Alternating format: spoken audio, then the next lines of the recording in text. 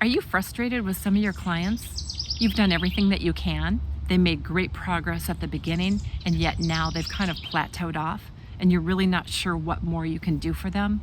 You're starting to wonder if you should refer them on to somebody else, or like it just goes around in your mind like, what am I missing? Well, my suspicion is that some of those people have imbalances in their body's energy system.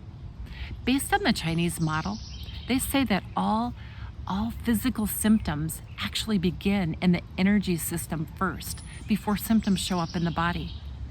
I've created a 3-day workshop where I'm going to teach you how to accurately muscle test the body to discover what's below the waterline, all the imbalances in the body's energy system.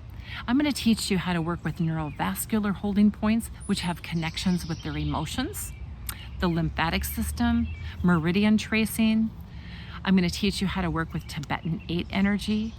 I'm going to teach you how to test for allergies and then to apply a very simple correction to desensitize the body to the substances and foods that they're reacting to.